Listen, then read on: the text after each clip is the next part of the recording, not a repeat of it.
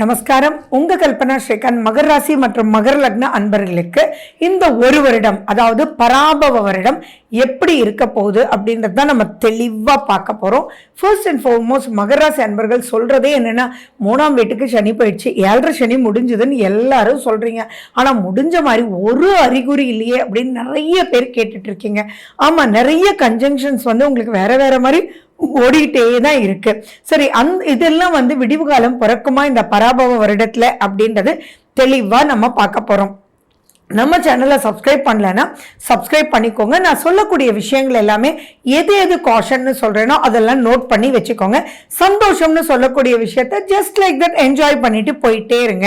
சரி, நம்ம இந்த பராபவ வருடத்துல பொதுவாகவே பார்த்தீங்கன்னா ரேபிட் ஃபயர் அப்படின்றது தான், அதாவது நெருப்பு குதிரை அப்படின்றது தான் இங்க ரொம்ப ரொம்ப இம்பார்ட்டன்ட். அப்படின்னு என்னன்னு, எக்கச்சக்கமான ஸ்பீட் எடுக்கக்கூடிய ஒரு வருடமாவே இருக்கு. டகடகடகடகன்னு போயிடும். பொதுவாகவே பார்த்தீங்கன்னா விடியறதும் தெரியல, நைட் ஆறதும் புரியல. அது இன்னும் ஸ்பீட் எடுக்கும்னா அப்ப என்ன அர்த்தம்? நீங்க ரொம்ப ரொம்ப ரொம்ப ரொம்ப கேர்ஃபுல்லா இருக்கணும். எந்த அளவுக்கு ஸ்பீட் எடுக்கிறோமோ அந்த அளவுக்கு ஆக்சிலேட்டர் எடுத்தாலும் நீங்க பிரேக்ல ரொம்ப கேர்ஃபுல்லா இருக்கணும். வேகத்தோட விவேகம் வேணும் அப்படின்றது தெளிவா நீங்க புரிஞ்சுக்கோங்க. இது பல விஷயங்கள் உங்களுக்கு நன்மையை கொடுத்தாலும் சில விஷயங்கள் எச்சரிக்கை இருக்கக்கூடிய வகையில தான் இருக்கு. சரி, இந்த பராபவ வருடம் அப்படின்றது 60 வருஷத்தினுடைய முதல் வருடம்ன்றது ஞாபகம் வச்சுக்கோங்க. நிறைய விஷயங்கள் ஹை ஆம்பிஷனோட நீங்க ப்ரொசீட் பண்ணணும் அப்படின்றது அது எந்த வயதினரா இருந்தாலும் மகர ராசி அன்பர்களுக்கு நான் சொல்லிக்க விரும்புறேன். இதுல ஃபர்ஸ்ட் அண்ட் ஃபார்மோஸ்ட் உங்களுக்கு 2 கிரக பெயர்ச்சிகள். ஒன்னு குரு, மத்தது ராகு கேது. குரு பகவான் உங்களுக்கு 6ஆம் வீட்டுல இருந்து 7ஆம் வீட்டுக்கு அவர் வரார். 7ஆம் வீட்டுல இருந்து உங்களுடைய லாபஸ்தானத்தை பார்க்க போறார், உங்களை பார்க்க போறார், உங்களுடைய 3ஆம் வீட்டை பார்க்க போறார். சோ இந்த இடங்கள் எல்லாம் சூப்பரா உங்களுக்கு ஒர்க் பண்ண போகுது. அதெல்லாம் என்னென்ன சூப்பரா ஒர்க் பண்ணுது அப்படின்றத உங்களுக்கு கிளியர் கட்டா சொல்றேன். அடுத்தது பாத்தீங்கன்னா டிசம்பர் 5ஆம் தேதி 2ஆம் வீட்டுல இருந்து ராகு படுத்துறது பத்தாதா, இனி உங்க மேலேயே வரப்போறாரா அப்படின்னு நீங்க கேட்கறது கிளியர் கட்டா கேக்குது. அதுலயுமே ரொம்ப பெருசா பயப்பட வேண்டாம். ஏன்னா குருனுடைய பார்வை இருக்கிறதுனால உங்களுக்கு அந்த ராகுனுடைய நெகட்டிவ்னஸ் போக்கக்கூடிய வகையில இருக்கு. ஆனா கேது குருவோட கன்ஜங்ஷன் ஆக போறார். அந்த இடத்துல தான் நீங்க ரொம்ப ரொம்ப ரொம்ப ரொம்ப கேர்ஃபுல்லா இருக்கணும். ஏன்னா கேது தானே நினைச்சிடவே வேண்டாம். கேது தான் இருக்கிறதுலே ஹைலி பவர்ஃபுல்லான பிளானட் அப்படின்றது புரிஞ்சுக்கோங்க. அதனாலதான் கேது சூரியனோட சேர்ந்தா, கேது சந்திரனோட சேர்ந்தா அந்த இடம் உங்களுக்கு நம்ம சூரிய கிரகணம் சந்திர கிரகணம்னு சொல்றோம். சோ அந்த இடத்துக்கு உண்டான அனைத்து விஷயத்தையும் கட் பண்ணிடும், கத்திரிச்சு விட்டுரும், குழப்பிடும் அப்படின்ற பாயிண்ட் அதிகமா இருக்கு. சோ அவர் உங்களுடைய 7ஆம் வீட்டுக்கு வரப்போறார் அப்படின்றதும் தெளிவா புரிஞ்சுக்கோங்க. சோ ஜூன் 2 குரு பயிற்சி, டிசம்பர் 5 ராகு கேது பயிற்சி. இன்னொரு முக்கியமான விஷயம் மகர ராசி அன்பர்களே, சோ இந்த வருஷம் முழுக்க பாத்தீங்கன்னா கூட்டு கிரக அமைப்பு எக்கச்சக்கமா இருந்துட்டே இருக்கு. சோ அந்த கூட்டு கிரக அமைப்பு நன்மையா இல்ல சரியில்லையானா நிறைய இடத்துல ரொம்ப எச்சரிக்கை இருக்கக்கூடிய காலகட்டம். உதாரணத்துக்கு பாத்துங்களேன், சனி செவ்வாய் சேர்ந்தாலே வார் அப்படின்னு நான் நிறைய தடவை சொல்லியிருக்கேன். தொடர்ந்து பல வருஷங்களா சொல்லுவேன். கரெக்டா பாத்தீங்கன்னா அந்த சனி செவ்வாய் சேரும் போதுதான் வார்ன்றது வந்திருக்கு. அடுத்தது பாருங்க சூரியன் சுக்கிரன். இந்த மாதிரி கூடாத அமைப்புகள் வரும்போது அது கூடாதுன்றது தெரியும். ஆனா உங்களுக்கு அதுல எது கூடாதுன்றது புரிஞ்சுக்கணும் இல்லையா? கூடாதுன்றது ஒரு யூனிவர்சல் வேர்டு. ஆனா அது ஹெல்த்ல பிரச்சனையா அல்லது நம்புறவங்களோட பிரச்சனையா, மனைவிக்கு பிரச்சனையா அப்படின்றதெல்லாம் நீங்க தெளிவா தெரிஞ்சுக்க மாத பலன் விடாம பாருங்க. எக்கச்சக்கமான மகர ராசிக்காரங்க என்ன ஃபாலோ பண்ணிட்டு தான் இருக்கீங்க. குவெஸ்டின்ஸும் நிறைய கேட்டுட்டு இருக்கீங்க. ரொம்ப ரொம்ப ரொம்ப சந்தோஷம். சோ உங்களுக்கு நீங்க தெளிவா இதை மட்டும் நான் சொல்லக்கூடிய விஷயத்த பார்த்துக்கோங்க. ஃபர்ஸ்ட் எது இதுல சூப்பர் அப்படின்றது பார்க்கலாமா? நிறைய விஷயங்கள் லாபகரமா உங்களுக்கு எடுத்துட்டு போகுதுங்க. அது ஸ்பீட் எடுக்கும். லாபம் ஸ்பீட் எடுக்கும் போது, ஃபார் எக்ஸாம்பிள் நீங்க ஒரு தொழில் பண்ணிட்டு இருக்கீங்க. இப்போ உங்களுக்கு 5 கஸ்டமர் கூட வரல, ஆனா திடீர்னு 50 வந்துட்டாங்க அப்படின்னா அது லாபகரம் தான். ஆனா அதை கரெக்டா பினிஷ் பண்ணணும் இல்லையா? அப்படி இல்லாட்டி எல்லாமே சொதப்பிடும் இல்லையா? சோ அந்த இடத்துல நீங்க விவேகத்தோட பிளான் பண்ணி அதுக்கப்புறம் ப்ரொசீட் பண்ணலன்னா அந்த லாபகரமான விஷயங்கள் உங்களுக்கு பிரயோஜனம் இல்லாம போயிடும்.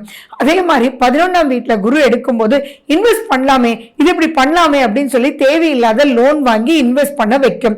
ஸோ இன்வெஸ்ட்மெண்ட் வரும்போது தயவு செஞ்சு ரொம்ப அகலக்கால் நான் உங்களுக்கு ரெக்கமெண்ட் பண்ண மாட்டேன். ஃபார் எக்ஸாம்பிள், இது எந்த அளவுக்கு இருக்குன்றது தெரியாது.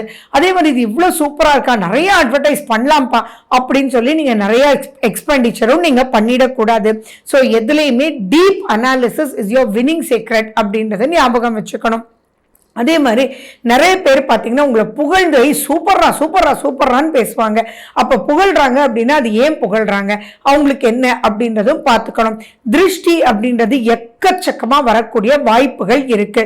ஸோ யாரோ ஒருத்தர் உங்ககிட்ட ஓகேப்பா நீங்க இதெல்லாம் எடுத்து பண்ணுங்க, நான் உங்களுக்கு சப்போர்ட்டிவா இருக்கேன் அப்படின்னு யாரோ சொல்லுவாங்க. சரின்னு சொல்லி நீங்க பண்ணிடக்கூடாது. அது எந்த அளவுக்கு ரைட், அதை டாக்குமெண்ட் பண்ணலாம். நீங்க எந்த அளவுக்கு சப்போர்ட்டிவா இருப்பீங்க, கேட்குறீங்கன்றது சந்தோஷம்தான் அப்படின்னு சொல்லிட்டு நீங்க அது எல்லாமே கேட்டகரைஸ் பண்ணி ஆர்கனைஸ் பண்ணி டாக்குமெண்ட் நீங்க பண்ணிக்கணும். சோ உங்க மேல அன்பும் பாசமா சூப்பரா இருக்காங்கப்பா உங்களுடைய டீம் ஹெட், உங்களுடைய ஹெச்ஆர்ன்னு சொல்லிட்டு சொல்லிக்கலாம் போ அப்படின்ற மாதிரி எல்லாம் இருந்தீங்கன்னா அதெல்லாம் மிகப்பெரிய பிரச்சனைக்குள்ள மாட்டி விட்டுருவீங்க. ஸோ நீங்க எப்பயோ ஒரு தடவை லீவுன்னு சொல்லிருக்கலாம், ஆனா லீவ் எடுக்கிறதுக்கு முதல் நாள் கண்டிப்பா அதை டாக்குமெண்ட் பண்ணி ப்ரொசீட் பண்ணல அப்படின்னா அதுல எல்லாம் சிக்கல் வரக்கூடிய அமைப்புகள் மிகப்பெரிய லெவல்ல இருக்கு. உங்களுடைய கம்யூனிகேஷன் ஆல்வேஸ் நீங்க கேர்ஃபுல்லா இருங்க. சரி, 2ஆம் வீட்டுல ராகு இருக்கு. அந்த 2ஆம் வீட்டுல ராகு இருக்கும்போது தான் குரு பகவான் நகர்ந்து டிசம்பர் 5 வரைக்கும் பார்க்கிறார். அப்ப அந்த 2ஆம் வீட்டுல ராகு இருக்கும்போது உங்களுடைய பேச்சுல, உங்களுடைய பொருளாதாரத்துல எந்த ஒரு விஷயத்திலயுமே சிக்கனம் தேவை, பேச்சிலையுமே சிக்கனம் தேவை. அதே மாதிரி ஒரு வார்த்தை வா போ உட்காரு என்ன அப்படின்லாம் கேட்காதீங்க. எதெல்லாம் வாங்கல உட்காருங்க, என்ன வேணும் உங்களுக்கு அப்படின்ற மாதிரி கொஞ்சம் வார்த்தைகளை ஜாஸ்தி போட்டு அவங்க கண்களை பார்த்து பொறுமையா ஆன்சர் பண்ணுங்க. தேவையில்லாம இப்ப யாரோ வண்டியை இடிச்சுட்டா கூட இப்போ இப்ப இருக்கக்கூடிய நிலையில நீங்க கொஞ்சம் ஜாக்கிரதையா தான் பேசணும். தேவையில்லாத வம்புகளை நீங்க இழுத்துட்டு வந்துடக்கூடாது அப்படின்றது கிளியர் கட்டா ஜூன் 2ஆம் தேதிக்கு அப்புறம் நீங்க கேர்ஃபுல்லா இருக்கணும். டிசம்பர் மாசம் வரைக்கும் இல்ல அப்படின்னா உங்களுக்கு 2ல ராகு 8ல கேதுன்றது டிசம்பர் மாதம் வரைக்கும் அங்கத்தான் இருக்காங்க. சோ அனைத்து விஷயத்திலையும் பராபவ வருடத்துல வேகம் எடுத்து நிறைய கொடுத்தாலும் அனைத்து விஷயத்திலையுமே நீங்க சாஃப்ட், ஹாப்பி, ஸ்லோ, ஸ்டெடி அப்படின்ற மாதிரி நல்ல சிரிச்ச முகத்தோட நீங்க பேசணும் அப்படின்ற ஒரு மைண்ட் ஞாபகம் வச்சுக்கோங்க. அண்ட் எந்த ஒரு பாயிண்ட்லயுமே இதெல்லாம் செயல்படுத்தணும்னா என்ன வேணும், பொறுமை. பொறுமை, நிதானம், இதெல்லாம் எப்படி கிடைக்கும்? சாத்வீக உணவுகள் அதிகமா சாப்பிடுங்க. அடுத்தது பாத்தீங்கன்னா நீங்க எந்த ஒரு விஷயத்தையுமே பதட்டம் இல்லாம எடுத்துக்க நீங்க ரெடி பண்ணுங்க. கிளம்புறதுக்கு முன்னாடி நீங்க கண்டிப்பா ஒரு நிமிஷம் உட்கார்ந்து ஓகே போன் எடுத்துக்கிட்டீங்களா, உங்களுக்கு எது வேணுமோ கீஸ் எடுத்துக்கிட்டீங்களா, நீங்க போய் யாரை பார்க்க போறீங்களோ அவங்களுடைய டாக்குமெண்ட்ஸ் எடுத்துக்கிட்டீங்களா, என்ன பேசணும்னு ப்ரிப்பேர் பண்ணிக்கிட்டீங்களா. இதெல்லாம் நான் சொல்லும் போது என்னமோ பெருசா இருக்கும், ஆனா 2 நிமிஷம் நீங்க உட்கார்ந்தீங்கன்னா எதுவுமே உங்களுக்கு பதட்டம் இல்லாம ஒரு நிலைக்குள்ள நீங்க தள்ளப்பட்டுடுவீங்க. ஏன்னா ஏப்ரல்ல இருந்து ஜூன் வரைக்கும் குரு உங்களுக்கு ராகுவை பார்க்கிறார். ஆனா அவர் கீழே இறங்கினதுக்கு அப்புறம் டிசம்பர் வரைக்கும் அந்த ராகு 2ஆம் வீட்டுல இருந்து உங்களுக்கும் உங்க குடும்பத்துக்கும் சண்டை, உங்களுடைய பொருளாதார இழப்பு, தப்பா கணக்கு போட்டதுனால சேவிங்ஸ் எல்லாம் கரைஞ்சு போச்சு, லோன் எக்கச்சக்கமா இருக்கு அப்படின்ற மாதிரி எல்லாம் மாற்றதுக்கு உண்டான அமைப்புகள் நிறைய இருக்கு அப்படின்றத நீங்க ஞாபகம் வச்சுக்கணும். அடுத்தது டிசம்பருக்கு அப்புறம் பாத்தீங்கன்னா குருனுடைய பார்வையில ராகு வந்தாலும் கேதுவும் குருவும் போய் உங்களுக்கு சேர்ந்திருக்காங்க உங்களுடைய 7ஆம் வீட்டுல. சோ அப்படி இருக்கும்போது உங்களுடைய மன சஞ்சலம் அதிகமா இருக்கக்கூடிய வாய்ப்புகள் இருக்குங்க. அதுவும் உங்களுடைய 5ஆம் வீட்டுல சனி பகவான் தன்னுடைய 3ஆம் பார்வையா பார்க்கிறார். அப்ப மனசு நிம்மதியே இல்லை அப்படின்ற மாதிரியும், நம்புனேன்பா அவன் கொடுக்குறேன்னு சொன்னா லோன் பேப்பர் கூட சைன் பண்ணிட்டான், ஆனா இப்ப பார்த்தா இல்ல சார் பாஸ் ஆகலன்னு சொல்றான், நான் நம்பி கையில இருந்த காசெல்லாம் கொடுத்து ரெடி பண்ணி வச்சிருக்கேன் அப்படின்ற மாதிரி எல்லாம் நடக்கும். சோ எதுவுமே நம்பக்கூடாது, யார்கிட்டயும் சீக்ரெட்ஸை சொல்லக்கூடாது. கையில வர்ற வரைக்கும் நீங்களே ப்ரொடெக்டிவா வச்சுட்டு அதுக்கப்புறம் நீங்க வந்து ப்ரொசீட் பண்ணல அப்படின்னா நிறைய நிறைய நிறைய டென்ஷன்ஸ் வந்து உங்களுக்கு காத்துட்டு இருக்கு. உங்களுக்கும் உங்களுடைய தகப்பனாருக்கும் வாக்குவாதங்கள் வரதுக்குண்டான வாய்ப்புகள் அதிகமா இருக்கு. உங்களுக்கும் உங்களுடைய குழந்தைகளுக்கும் நிறைய விஷயங்கள் ஃப்ரிக்ஷன் வர்றதுக்கு வாய்ப்புகள் இருக்கு. சரியா அனலைஸ் பண்ணல அப்படின்னா தேவையில்லாம ஹையா எஜுகேஷனுக்கு செலவு பண்ணி கடைசியில் பிரயோஜனம் இல்லாம போகக்கூடிய அமைப்புகள் இருக்கு. ஸோ ஃபர்ஸ்ட் அண்ட் ஃபார்மோஸ்ட் உங்களுடைய தசாபுத்தி அந்தரம் என்னன்றது பார்த்துக்கணும். ஏன்னா 5ஆம் வீடு அவ்வளவு திருப்தி இல்லை. மனசு நல்லா இல்லாம எந்த ஒரு விஷயம் பண்ணாலுமே திருப்தின்ற ஒரு அமைப்பு வந்து இருக்காது. ஸோ அதெல்லாம் நீங்க வந்து எச்சரிக்கையா இருக்கணும். அண்ட் நீங்க யாரை நம்பி ப்ரொசீட் பண்ணாலும் அங்க பிரச்சனை ஏற்படும். ஸோ நம்புதல் அப்படின்றது உங்களுக்கு ஆகாது. பொறுமையா இருக்கிறதுக்கு கண்டிப்பா துளசி செடி வளர்த்துருங்க. அண்ட் மொட்டை மாடிக்கு நீங்க போய் சூரியனோட நீங்க அப்படியே வாக் பண்ணி நீங்க வந்து செடிகளுக்கெல்லாம் தண்ணி ஊற்றி ஆக்சிஜனை உங்களுக்குள்ள நல்லா பார்த்துக்கோங்க. சரி, ஆரோக்கியம்ன்றது ரொம்ப ரொம்ப ரொம்ப ரொம்ப முக்கியம். ஸோ ஆரோக்கிய கோளாறுகள் நிறைய வர்றதுக்கு உண்டான வாய்ப்புகள் இருக்கு.